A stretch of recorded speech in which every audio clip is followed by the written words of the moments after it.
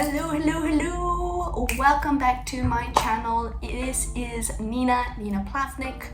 If you are new, welcome. If you are old and you haven't seen a video from me for a while, welcome. It is my absolute pleasure to have you.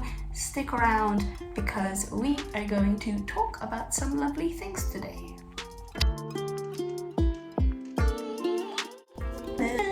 So if you have landed on here, if you've known that I have a YouTube channel, and even if you don't, I haven't filmed a YouTube video in a long time, in a year to be precise, and we are back today. I am back on YouTube, folks, with weird accents today. We're in a bit of a weird mood, so if I start to change accents and I start to talk a bit weirdly, sorry. So hi, hello, welcome.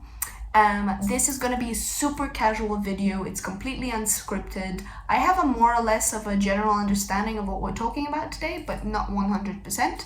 First thing I do want to say is that there is a person drilling and banging in the background. They're outside, but you can hear them. So if that happens while I'm talking today, super sorry about that. Not my intention. It's been pretty nice and quiet all day, and then this person has decided now is the great time to build and drill things. So again, sorry about that in the background. Hopefully it's not too loud and you can still hear me pretty clearly.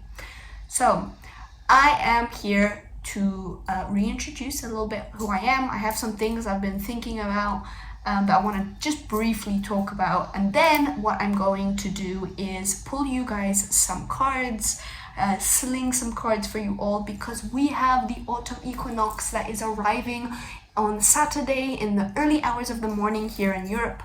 I live in Cyprus, so I'll be talking, when I talk about times, I'm usually referring to Europe because that's where I live. For my US lot, I know that there are some of you who do watch me who come from the US. That's going to be happening in the late hours of Friday evening for you guys. But yeah, autumn equinox is arriving. Equal night, equal day. It's one of my favorite Sabbats.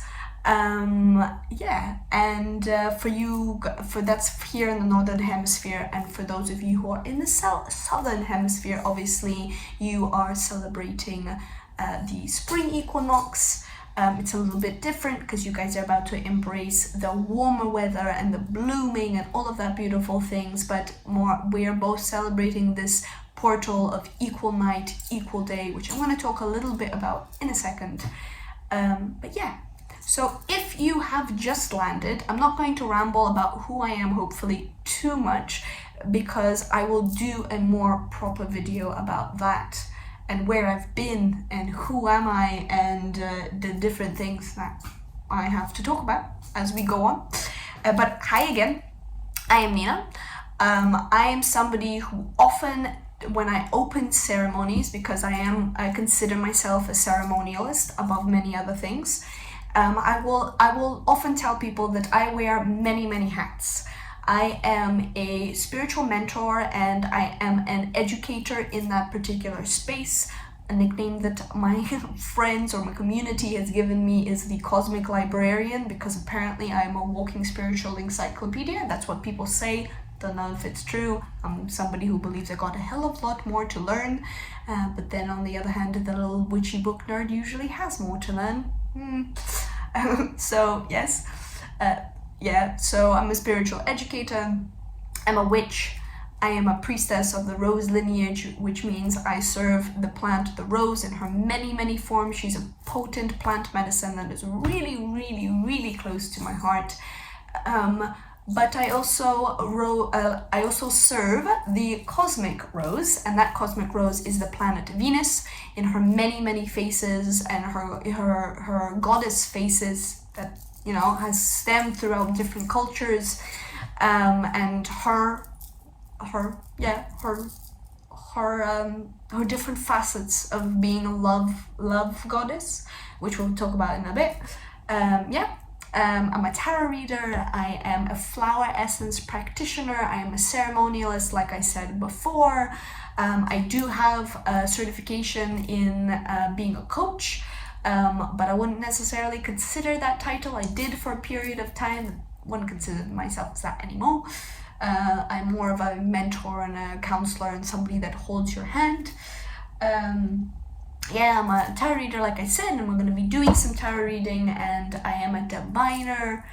I'm a writer and an artist and a poet, and obviously a friend and a partner and a daughter and a sister and all of those kinds of things. But what I often tell people is that I carry many of those layers, like we all do. We carry many hats. We maybe have many interests and tools in our hands that we acquire.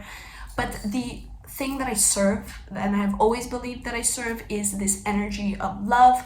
For me, love is, I will talk about this probably more, but just to keep it simple, love is to me often synonymous with truth. The kind of truth that makes the hairs on your body stand up because you know that your heart and your gut can resonate with it. Sometimes we don't always have the tools to be able to recognize we're in midst of that, but that's a whole different topic. But yeah, so I serve love, and I believe that it binds all things, and it makes us, and it is us, and it is around us. And it is the highest force, highest energy that our mind can comprehend, and it is coaxing us into being.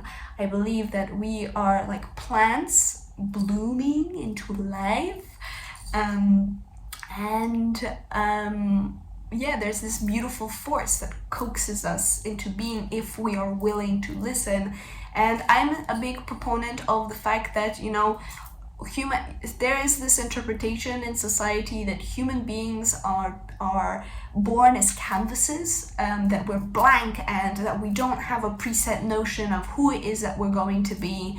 But I believe we're more like plants, we're more like seedlings. We have this blueprint, the tomato seed always knows it's going to grow in the tomato plant, but it sometimes forgets that it needs the right conditions to grow in. And sometimes when we're growing up, when we're coming into form, we forget, right, that or other people forget that all we need is the right environment, and they don't get a say in what environment that is. Our unique blueprint and our unique responses to life kind of show what that is. And sometimes, people don't provide us enough sunlight, or we get the wrong soil, or they tell us what petals we should have. And that, sometimes is blockages or beliefs that we acquire that are not ours, or trauma that we experience. Sometimes it's trauma with a big T or trauma with a little t. That's a whole, again, separate video. I realize I cannot talk about everything in this one, even though part of me wants to. My job really is to peel back those layers so that people can be like, who am I really beyond all of these things that have happened to me, or projections that have been placed on me about what it is that I'm supposed to grow into. And how does that change when I begin to start listening to, first of all, that thing that I believe made all of us, whether you call that oneness or source or God or whatever. I'm a spiritual person. I'm in a relationship with that universal principle, and if you are not, that's totally fine, but it's how I talk about it. Helping us while also listening to our authentic voice and our authentic self, and tapping into our intuition. And that's the work that I do, is that I help with the different tools that I have to get people to that place. And I also believe that, because obviously human beings are still human, we're not exactly like plants, a little bit more complex than that. So there is this beautiful sweet spot of like, this is how I was beautifully made, I just need to remember what that was. And then also the potential of the fact of who I can be in this lifetime, because we change, right? Change is the only constant, and I think the truest authentic self is the one that is always changing. We are always changing. So I hold people's hands through that process, and it is an absolute honor to do so.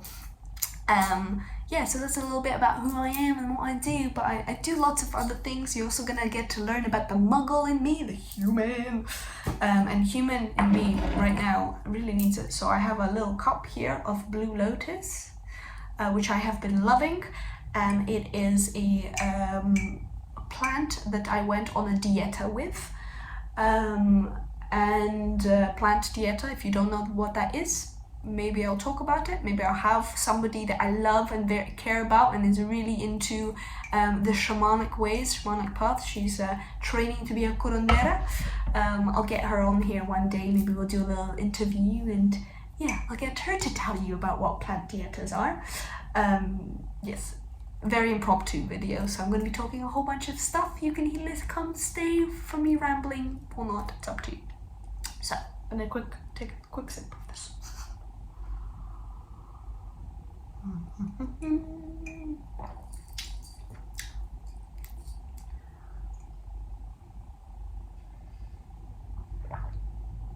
Oh, muy delicious.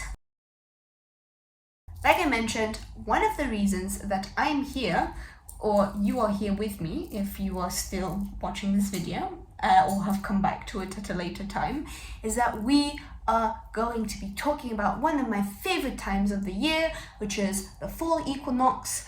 And I was talking about with a friend how I wasn't quite sure if I cared for this time, but now that the seasons are changing, I'm like, oh yeah, definitely care for this time. Hell yeah.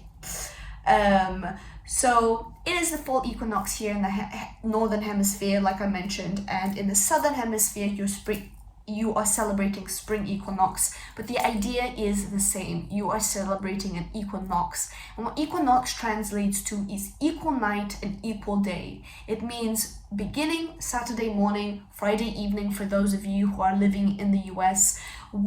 For those of us who are celebrating the fall equinox, we are going to go into this momentary portal where we basically have a standstill of how equal moments of daylight and then equal moments of nighttime. And after this 3-day portal comes to a close and the exact kind of conjunction of the sun arrives with the earth and we have this fully equal moment, we start to head towards the dark half of the year, and it means that our nights are going to get stronger. There's going to be a longer period of darkness, and basically the dark half of the year prevails. Full equinox, like I mentioned, I am here in, or maybe I haven't mentioned, I cannot remember already. Is that I live here in Cyprus, which is a tiny little Mediterranean island. We're between like kind of Greece and Turkey and the Middle East, but we live on a very, very hot island. Even though the early mornings are starting to get cooler and the evenings are starting to get cooler as well, the day is still pretty hot. We're about 28 degrees Celsius. I'm not sure what the equivalent of that is in Fahrenheit, but it's hot. But things are changing. The air starts to change, how windy it gets, the daylight begins to, towards earlier, it starts to get more golden earlier, and there is just, even though we're still hitting the beach and we're still swimming, it's super, super different. And so if you are watching and maybe you're experiencing an environment like mine, which is like, oh, fall is not quite arriving, or maybe I don't quite have a fall, you're welcome here. But then there are my folks, right, who my friends, and my mom, for example, she lives in Germany, who is experiencing like fall super duper is arriving. And it is this moment. And traditionally, the fall equinox, or in my the kind of path that I follow, Mabon or Mabon, depending on how you pronounce it, that is what my witchy folk or my pagan folk often call it. But it is the fall equinox. This is a moment where we are celebrating harvest. It is the second harvest festival of the year. First we had Lunasa, which arrives at the beginning of August, somewhere between the 1st and maybe the 5th or so, or 7th. Yes, we have calendar Lunasa, which has been appointed a particular day, but because I follow follow astrology very closely, I believe that a Sabbath of that kind, which is in the more liminal aspects, arrives once we hit a certain 15 degrees of that particular sign, and in that case was Leo. So yes, that was our first harvest festival. Now we're going to experience our second, and then the third festival is Samhain, or Halloween, or All Hallows Eve, which I will talk about again when we get closer to that day. But yeah, so things are changing, and we know that we're heading towards the dark half of the year. The same day that we are embracing the fall equinox up here in the northern hemisphere, we're also going to be experiencing Libra season. We're changing zodiac signs, and Libra is the sign that is ruled by Venus. She is a mama to me, she is a teacher to me, she is me. In my tradition, we believe that we are emanations of the goddess of love, and that she is a part of us. And so we're not just honoring her, we're also honoring ourselves by working with the seasons and working with her in her many, many forms. And so there is this moment, right, when we know that the balance, we know that the scales are balanced, more or less, which is a classical symbol of Libra, but is also a classical symbol of Mabon. And so Mabon, or a fall equinox, is celebrated there are many cultures around the world that celebrate this time. We know the Jewish celebrations, right? Things like Rosh Hashanah and Yom Kippur. All of these are celebrated during this particular time. We know that the Romans used to celebrate this time. It had a different name, of course, which I am sorry, I do not remember very well right now. But then so did the Celts. We know that the Celts celebrated the fall equinox. It perhaps did not have the name that it has now. This is a very much, Mabon is a new name that's been granted to this holiday, but it was still celebrated. It perhaps was not as large as it is celebrated now, but many cultures around the world celebrated this moment of harvest and counting blessings. And really, out of all of the festivals that we have, especially the harvest festivals, Mabon, or fall equinox, is really a time to celebrate just in this moment of equal day and equal night, where we catch this moment of liminality, right? It's equal night and equal day, it's yin and yang, it's feminine and masculine, and I'm referring to as feminine and masculine here as principles and not genders, and Shakti, Shiva, whatever you want to call it. And it's this moment where the dark and the light come together in whatever paradoxes they have, and that moment in that place of equinox, all of those paradoxes cease to exist, and they create something new.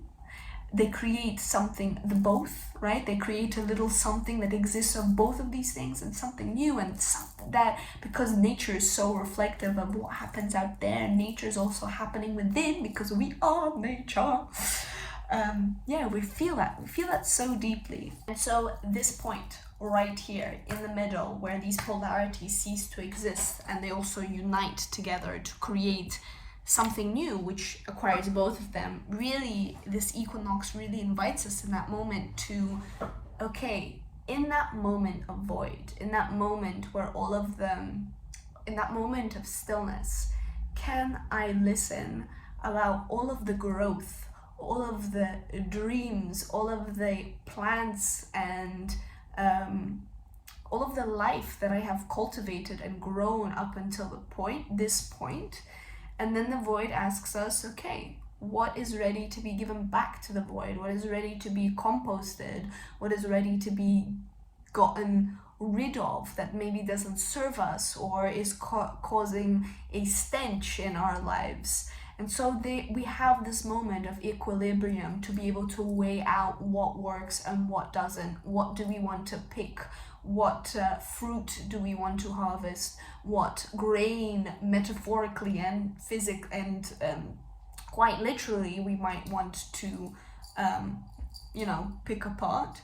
And then getting ready on the way to Samhain, on the way to this dark half of the year, where we're gonna be feeling more of that dark goddess death-like energy, and void energy. We're gonna be searching later on as to what is it that's from the void that's ready to be birthed anew, and what is ready to die. But this already begins during this period.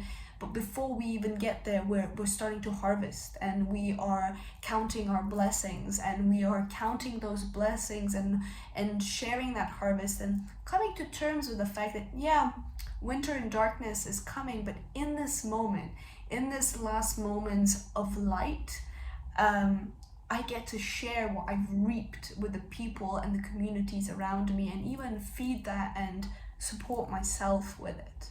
And that is so beautiful. And I think it's very much, it is no wonder that fall equinox falls during the time of Libra, because Libra is this sign of we. They are a sign of relationship. They deeply understand that part of its divine mission, part of the karma that has been bestowed on Libra, which is an archetype and theme of Libra that it knows very well, is this: okay, it's not just about me, it's about how I share this bounty that I have reaped. At least this is what I have come to know it as. So Mabon is also sometimes referred to as Madon or Madron, and this is a Celtic name. It refers to a Celtic myth that basically talks about this god, essentially, that is Mabon, and he is a son of the Divine Mother. And we know that in the darker half of the year, the Divine Mother, the wise elder woman who takes care of death and is about to replenish us and teach us so that we can be ready later on to harvest new life, she starts to predominate the land. And she whispers to us dreams and wisdom that we can only hear when we are in the darkness. And so we are going to start feeling that, and feeling her, and also feeling him, Mabon, if you celebrate the Celtic ways and you incorporate that mythology. And some of the things that you might be thinking about, whether you create an altar or you have a sacred space, is looking at nature and what kind of colors do you see out there. Maybe you're seeing yellows and oranges, violets and blues, and really incorporating that into your altar cloth, so the things that you leave. Maybe you're going to, I know here in Cyprus, where really this is the time where grapes are harvested and we make our wine, and in ancient Hellenic mythology, the fall equinox time was a period of where they celebrated the god of wine and celebration and all of that kind of stuff. So you may want to incorporate grapes or pomegranates, or slowly we're going to start edge towards gourds being ready. Maybe you want to put corn or any other grain that is picked during that time, and figs, even though fig season has just about finished here in Cyprus, and you leave that as offerings, and eat those and relish in them, and almost feeling them as, okay, how can this be sympathetic for the deliciousness that I'm harvesting in my own life. If you're like me and you like to work with the herbs that are maybe connected to this time or connected to the zodiac signs, because I work a lot with astro-herbalism even in my flower essence practice, is some plants, some flowers that could be really resonant during this time is, I love marigold. Marigold is this beautiful orange flower that is really, in flower essences, we're using marigold when we want to add a sort of, we want to speak our truth. Maybe we want to lay down the law like Libra likes to do, but we do that with sweetness. We don't do that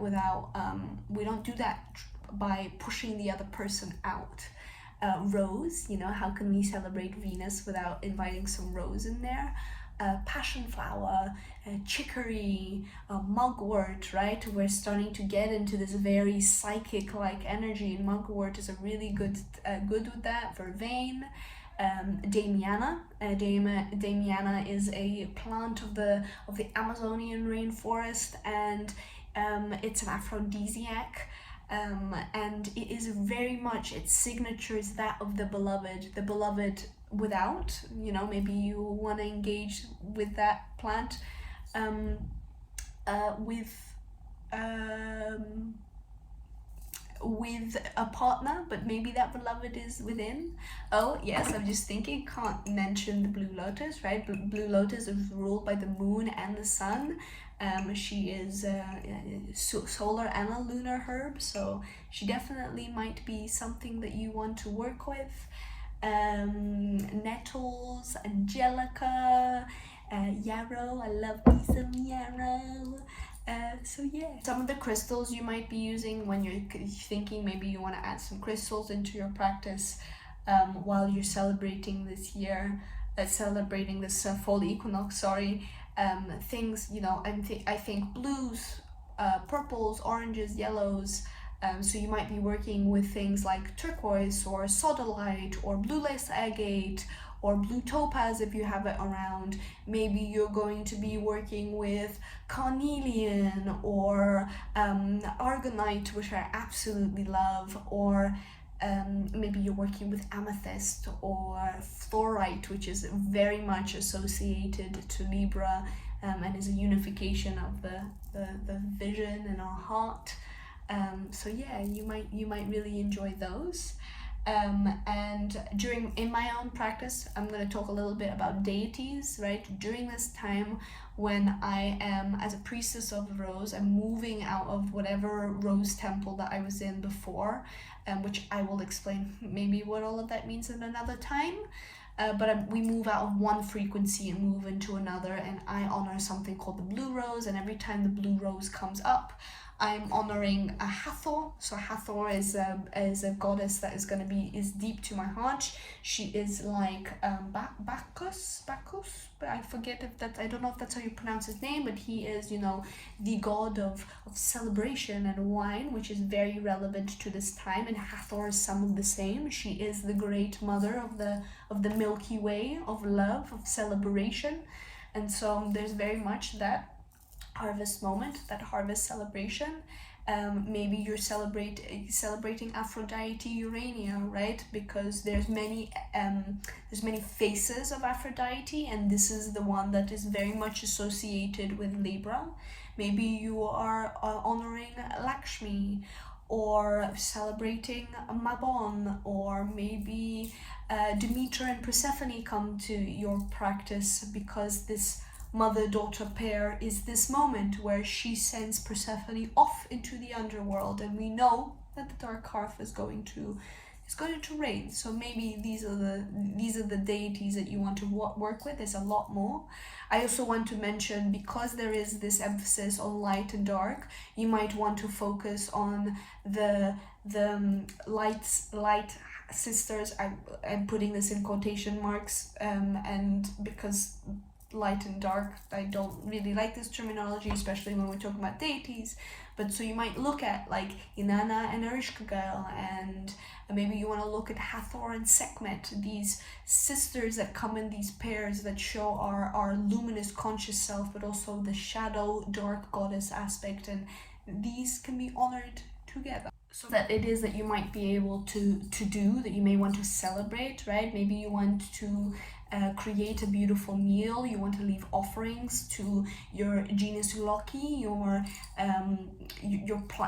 local spirits of the land that you live on, maybe even your ancestors. Your ancestor work can still start to be done during this time if it hasn't been a part of your practice up until then. So leaving offerings to that, leaving offerings to the land, it's you know, sharing meals with those you love, counting your blessings, taking stock of what, okay, maybe you're not going to take action steps just yet, but you might know that, okay, this is what's working well, this is what is harvesting, this is what we need to deposit back into the land, and then start to make a plan of what it is that I'm going to do about that.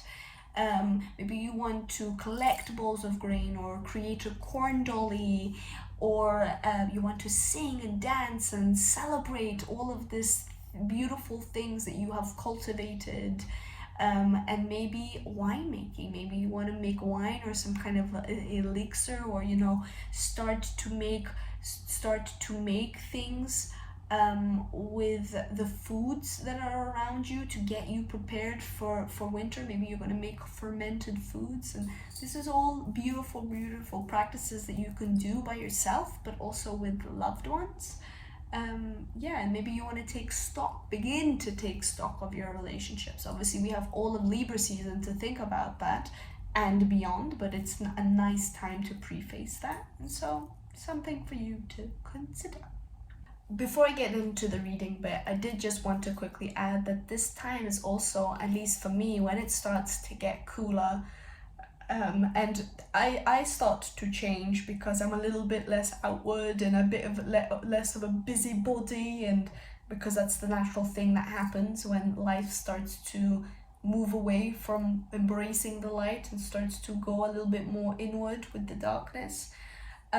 Is that really my witchy practice begins to come to life during this time.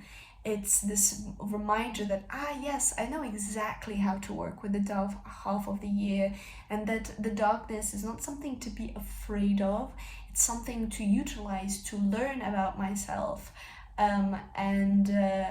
Just like the magic of those in-between moments, the magic of that liminality makes itself known.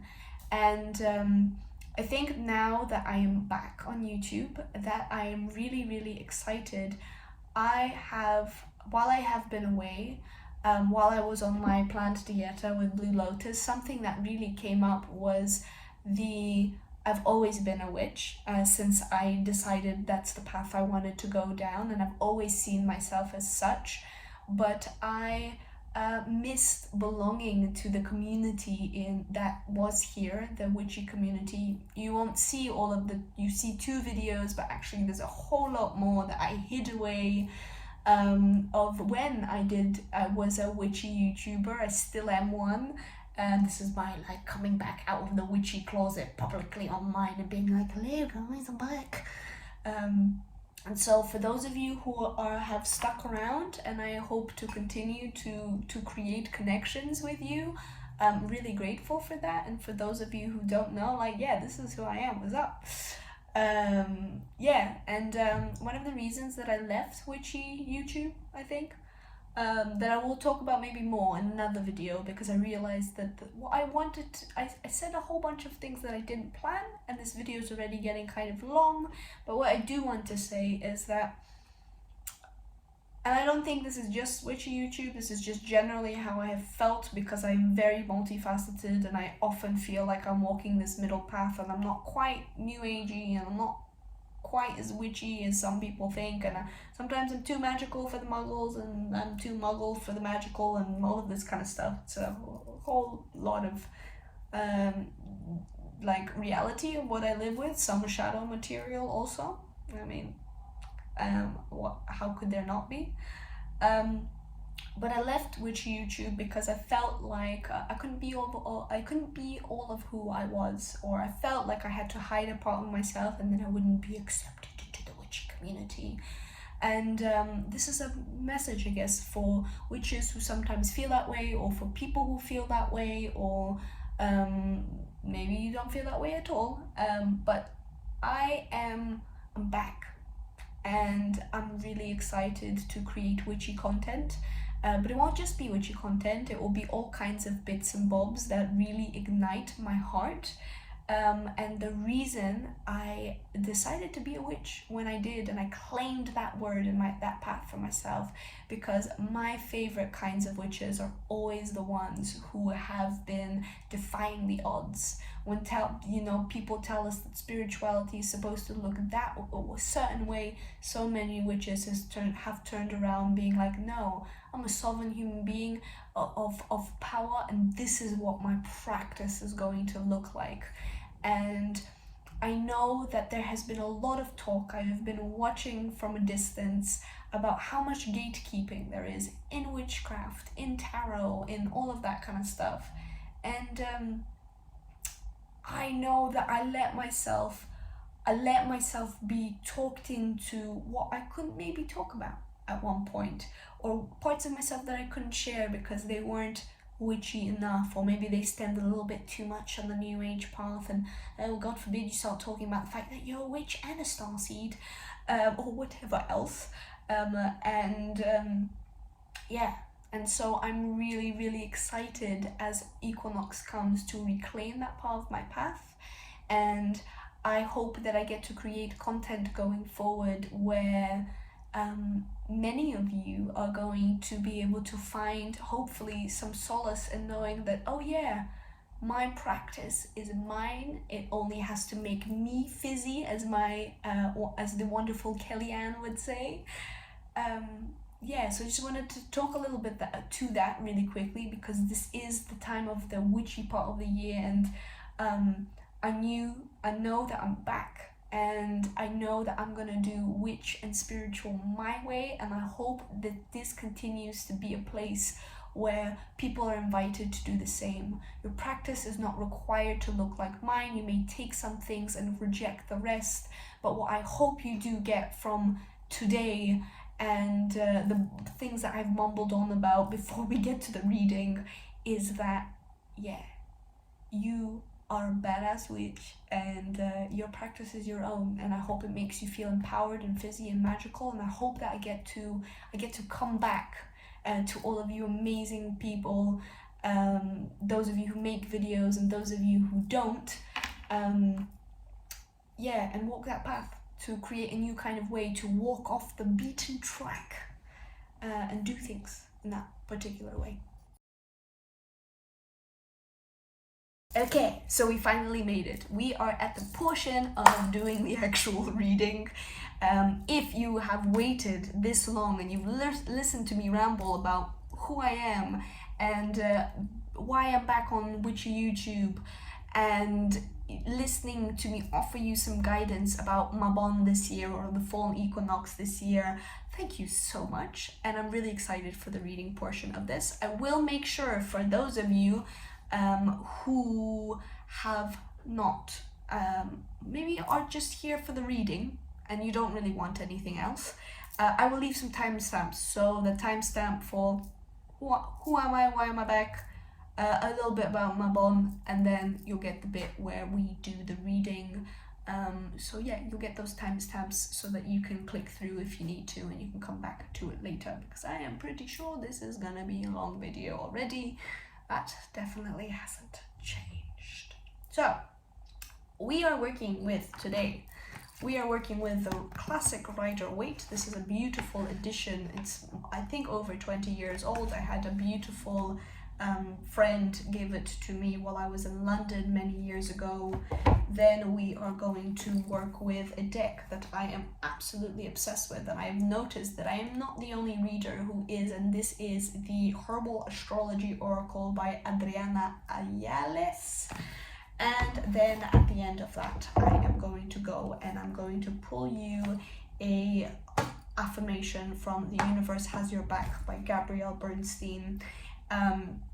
Every time the zodiac wheel changes, I always pull a guiding mantra that I sit on one of my bedside tables to look at and to remind me, like, this is what this part of the wheel is going to continue to remind me, and that I'm going to work into and work with. So I thought that might be helpful for some people. Also, by the way, just wanted to mention, apologies if in this video you kind of see me fluttering between my vision fluttering between here and here.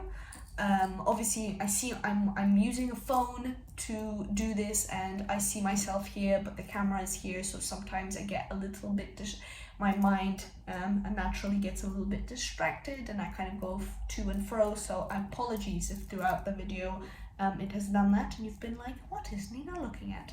I will promise to get better as I do more of these. So for our Rider-Waite cards, I actually have pulled these cards a number of days ago, and they have been sitting here waiting for me to read them because I knew I was going to do a collective message. I just didn't know when, but we're here now. So first things first, when I pulled, so we're going to start with the first two cards. There's actually a number of cards here that are broken down into multiple layers, but the first two cards that I pulled, I realized was like what are they letting go of, what are they embracing?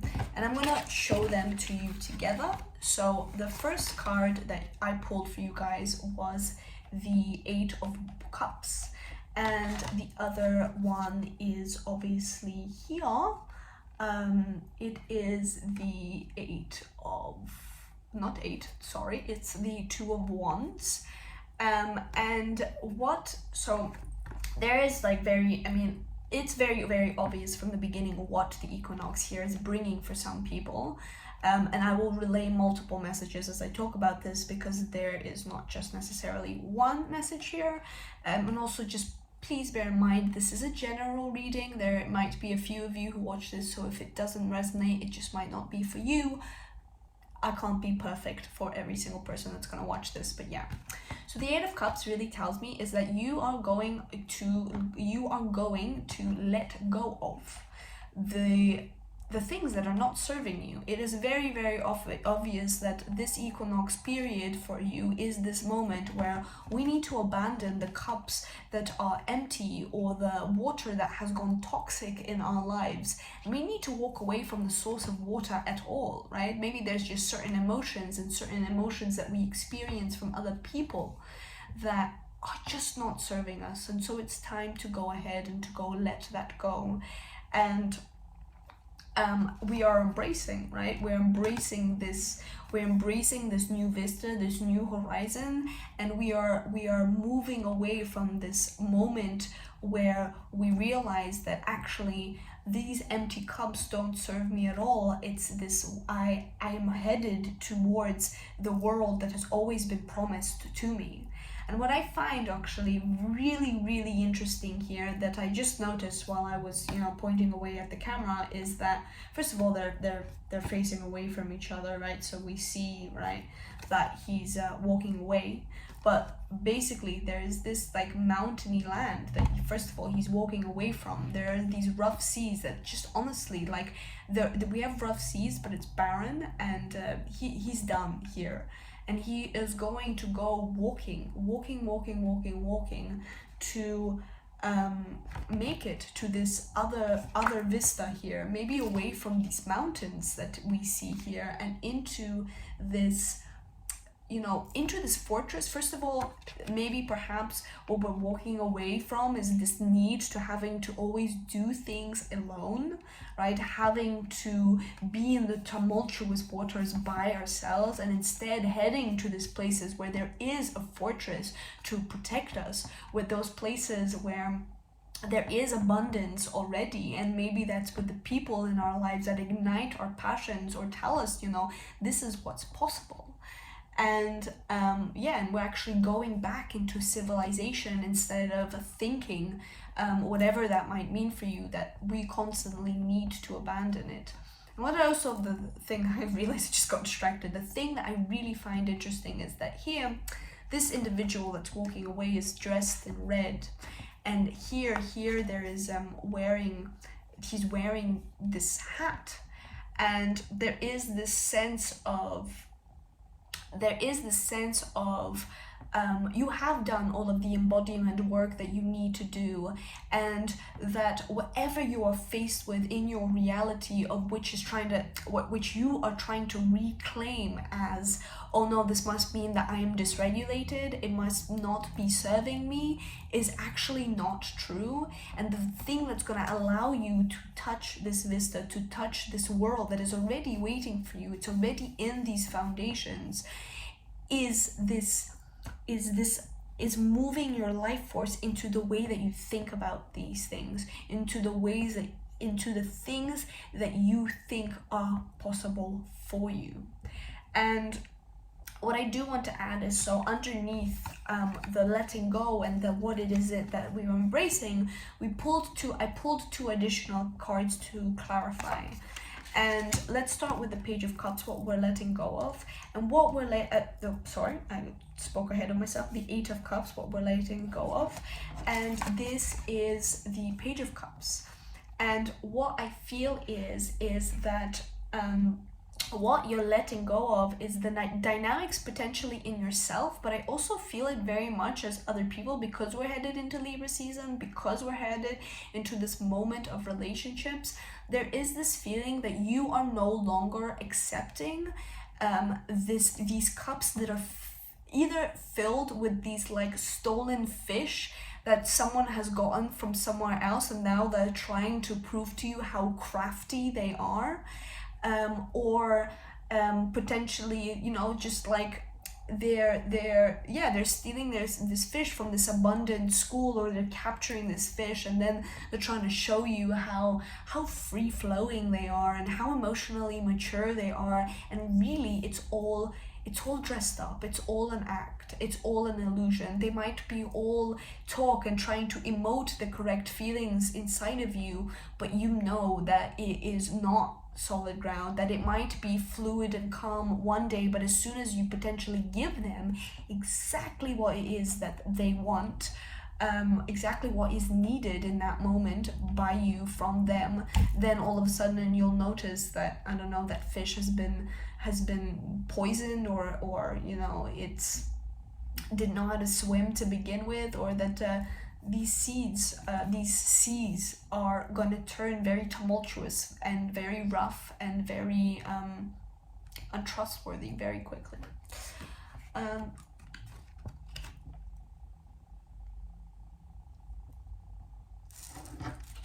Just taking a moment to understand what else here that I can see for you.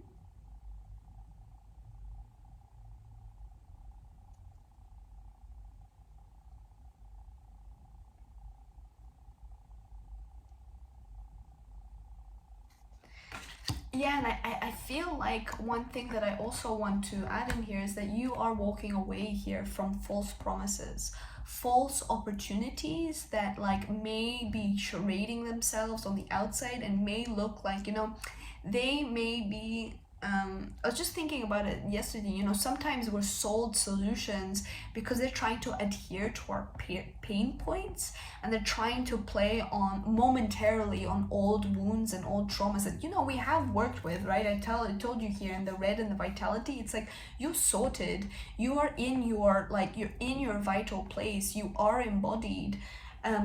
But they might be, you know, triggering like small remnants of something, and they're trying to sell you the solution, but it is not going to get you where you go, because really the vista that is coming, the vista that is coming is, first of all, the world is already in your hands. You have the opening to the possibility that you need, and not whatever false promise, not necessarily just this person or this opportunity, or maybe old feelings that are coming up that are trying to convince you of.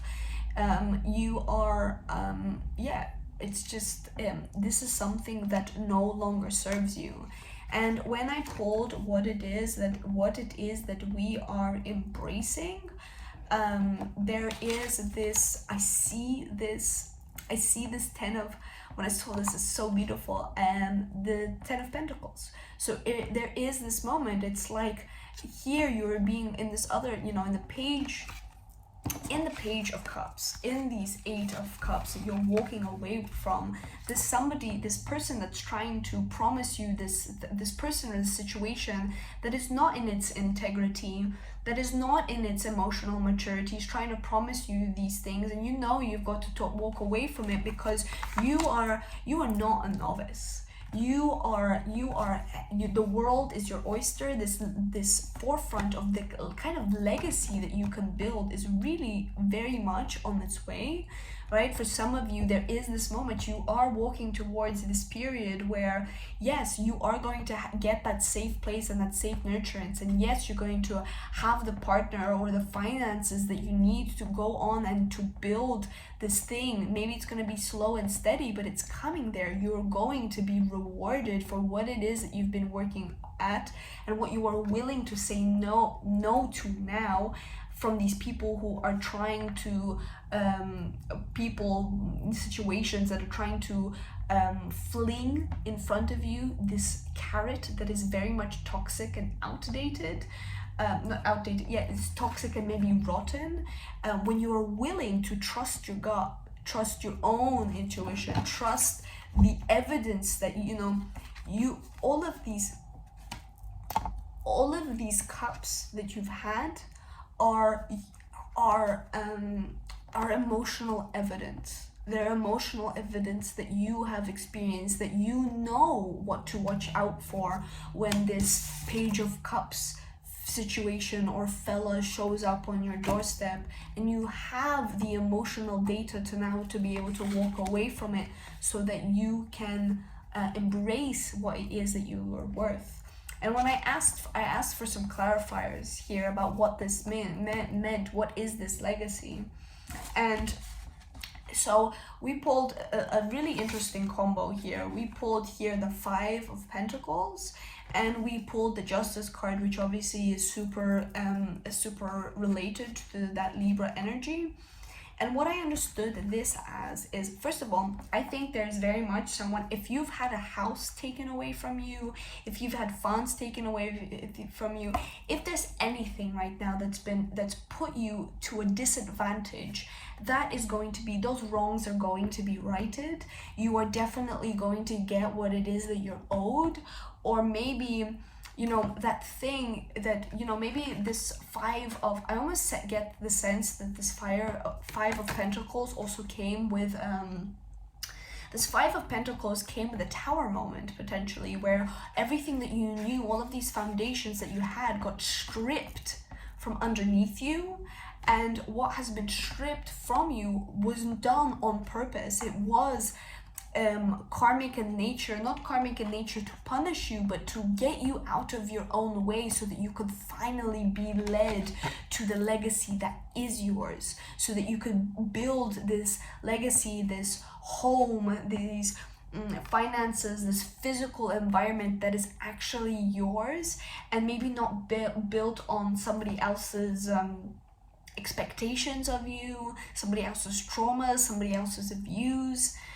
So yeah, there's very much this in your physical reality in regards to the 10 of Pentacles. There is this whatever you have lost out on, whatever you felt like you've had a suffering of resources, there is definitely going to be this there is going to be this moment of you understanding that that wrongs will be righted. You will get what you're owed. Maybe like I said, maybe you've been fighting a lawsuit or something in regards to lawsuit to your home, lawsuit towards your finances, maybe getting being paid for what you're worth, and getting like shady contracts or something like that. But now you're like, nah fam, we ain't doing that shit anymore. So you're very much going to feel this. I am actually going to pull one more card here to understand how justice and the 5 of Pentacles are related. So please help my fellows out. Yeah, oh, okay, very, very, very interesting. Okay. So here we gotta have the Four of Pentacles to kind of like put together these two things here. And also what I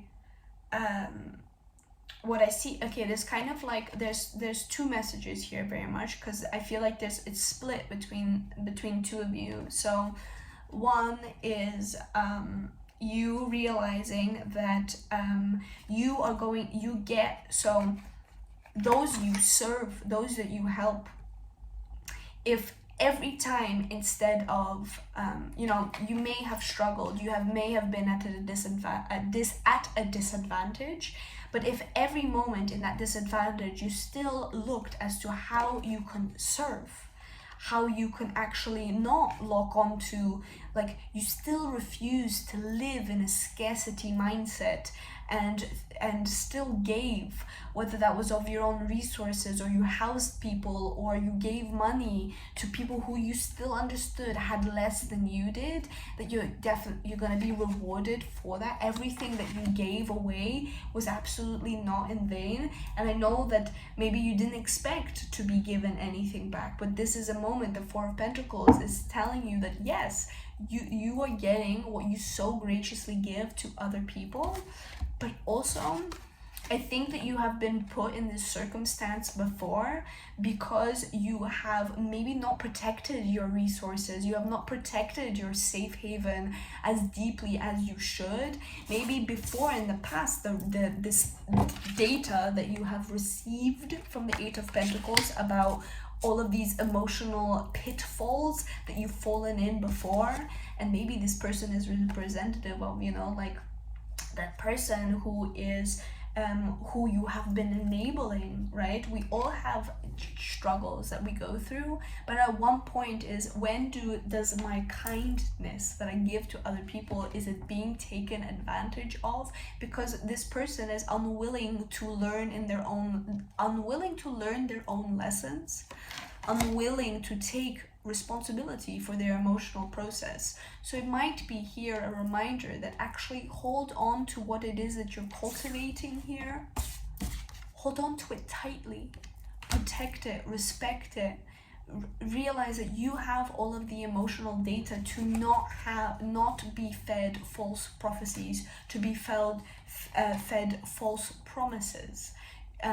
That you are mature enough to understand that at what point do we share our resources so that we are helpful to others, that because they actually need our help and are actually in need, and at one point are we enabling people and stopping people going from that individuation process that is so required as a human being, so that they can take responsibility and grow the life that they are destined to grow. But sometimes they don't, because they're unwilling to learn their own hard lessons. And sometimes, unfortunately, whether we like it or not, we experience both sides. We experience the light and the dark, and I don't think everybody asks for that. I don't necessarily believe that there's some divine contract that you have to go through this atrocious thing. Absolutely not.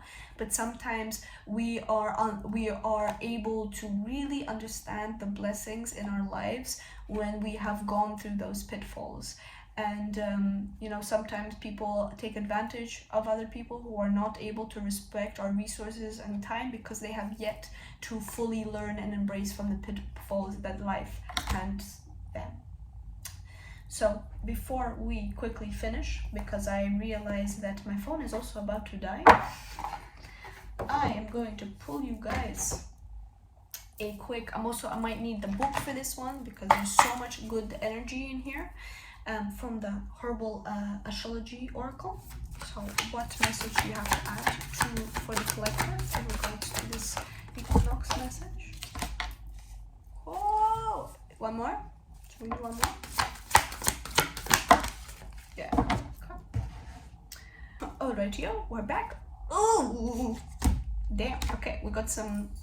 So I'm not gonna read you all of it, but I will read you a little bit of this, and I will I'll let you know what I see in advance.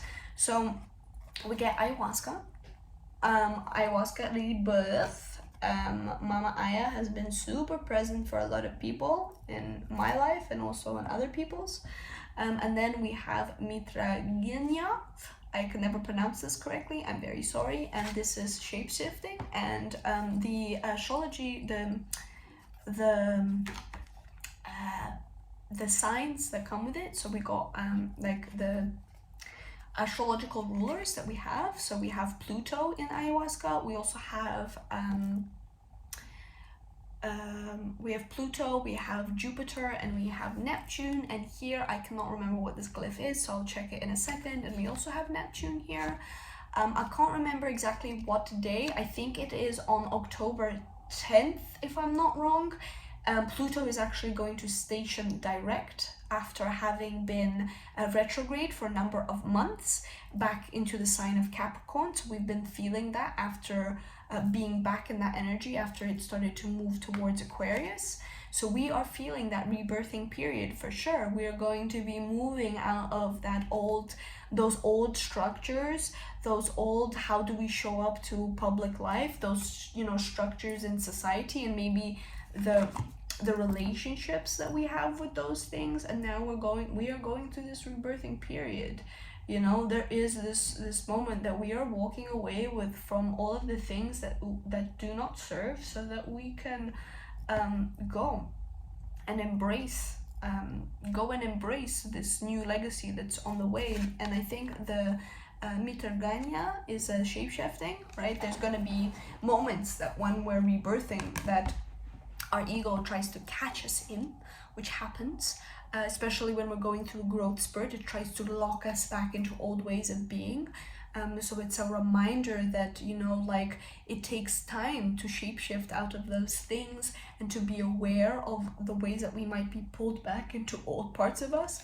But I think it's also a reminder that sometimes to embrace new realities, to embrace new versions of our lives, we really have to get accustomed to. We can't think the way that we once used to. We can't talk the way that we once used to. We can't dress the way that we once used to. We need to really, you need to imply a new way of visioning and you know, what is it that I actively choose to think and visualize every single day, and shape-shifting into that new version of who I am. Because something that I said at the beginning of this is that the only constant is change. Sometimes the most authentic, we have to come to terms that the authentic version of who you are is not stagnant.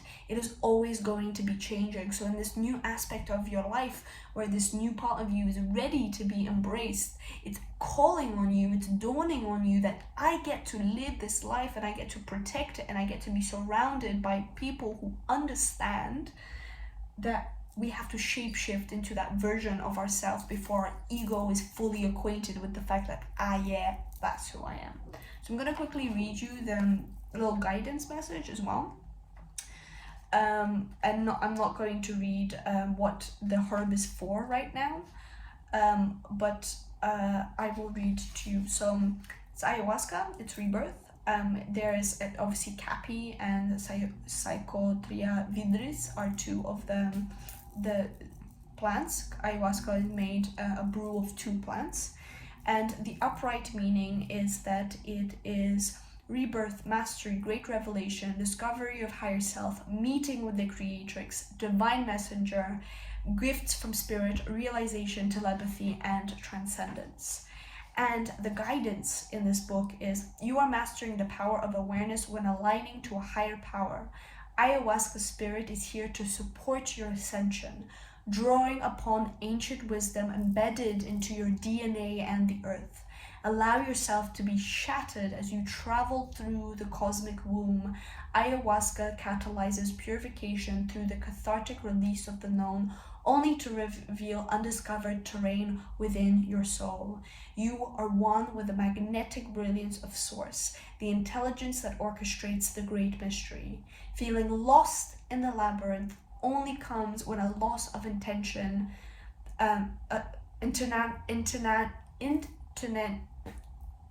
intentionality or respect happens. Offer your greatest intentions, sacrifice your needs, Enter through the void without expectation and allow yourself to be consumed by the oceanic ocean. Remember, dear one, that to heal the world, you must heal yourself. So something that I want to talk about one more time to add to this message is that sometimes we are lost when we lose a sense of respect. And there is a sense of respect of the journey that you have gone on. It is the respect of the wisdom that you have acquired, and it is respect for the dream that you have. And sometimes respect is moving ourselves away from the places, things, and situation, as well as places, situations, and things, as well as people that do not respect that in our lives. And what I also want to say is that sometimes we have to move away. We have to, as healers, and I think many of the people who come to me are healers in their own way, is that we want to take people along the ride with us. And this is a reminder that the greatest gift that you can give is not trying to save everyone else, not trying to drag everyone through the door, but it is about healing yourself, focusing on your own journey. When you continue to make the choices that are right for you, that you trust in your dream, those who are meant to jump with you, they will jump with you. And I'm absolutely not iterating that we should abandon everyone just because they don't vibe with our way of being, but there are those people that we must allow to do their own work, and we cannot do it on their behalf. So let's read 34, and then I'm going to take a sip of water before I pull the last card of the evening. So, Mitragynia, which is shapeshifting, and it's Mitragynia speciosa. And upright, she is referring to subconscious healing, synchronizing inner and outer worlds, shapeshifting, time travel, transcendence of illusion, and it is related to Saturn. That was the first glyph that I mildly forgot there, and Neptune. So we've got a lot of Neptunian undercurrents, which is fair because we've got a lot of Pisces in the air. So, the guidance. The balanced side of Mitragynia represents the ability to shift and adapt across realities. Like the dragonfly, Mitragynia grants us the power to break through the illusionary facade from pain we often accept as reality, providing us the freedom from pain in order to break through limiting illusions.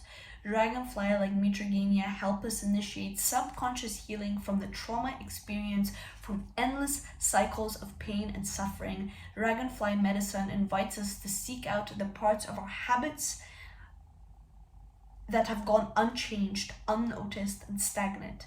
Ask yourself, have I tended to the changes I've been wanting to make? Don't get lost in a labyrinth of self-doubt. Break free from elusive belief systems that hold back your transformation. Sometimes our ego is so pledged by the guilt of letting certain situations go because it is trying to stay in that familiarity. And this is a reminder that do not doubt yourself in this moment. Whatever changes are required of you right now, you are seeing them super, super clearly, and you need to jump. You're having this moment of metamorphosis where you've come from this little carnivorous and amphibian. I think it's an amphibian. I might be wrong. I'm really sorry. And you've transformed and you've come and you've headed into the sunlight, and now you are ready to grow your dragonfly wings. So, your mantra for this equinox period is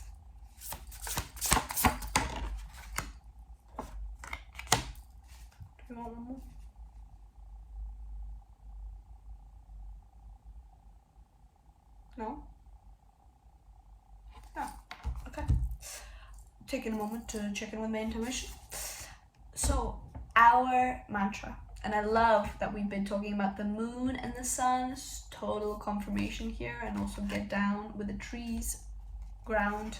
It says, my faith has the power to turn trauma into healing, conflict into growth, and fear into love. I'm going to repeat that one more time for you. My faith has the power to turn trauma into healing, conflict into growth, and fear into love. Continue to visualize, to press upon your reality that this is the life that I get to live. This is who I get to be. Trust so deeply, even through the muck, even through the emotions that come up when you are letting things go, that you are going into that right direction. And if you can't fully do it cognitively and you can't make an intentional choice to do so, ask your guides. Ask your guides, ask source, come to the seas, the rivers, the oceans, the trees, ask for their help, ask those spirits, ask your ancestors. You do not have to do it alone. And something that I am constantly reminded of and constantly reminding other people is that they can't help you unless you ask. So if you want help from your deities or whoever else is supporting you, just ask them. That's all you got to do. Okay, that is our reading. I'm so grateful for those of you who may have stuck through all of this, who have embraced my ramblings, my reintroduction, listened to me talk a little bit about Mabon, the fall equinox, and who have stuck through the reading. I hope that this message, that this video serves you well. I hope that you have the most beautiful equinox celebration, that it keeps unfolding to find that balance within, whatever balance looks like to you, and that you embrace all of yourself, your individuality, your wholeness, your multifacetedness. And I am actually, after filming this, realizing how freaking much I love doing this, and it's been such a long time, and I'm really excited to film another one super soon. Okay, we're done. Sending you lots of love, endless Mabon blessings. Mwah, mwah, mwah, mwah, mwah.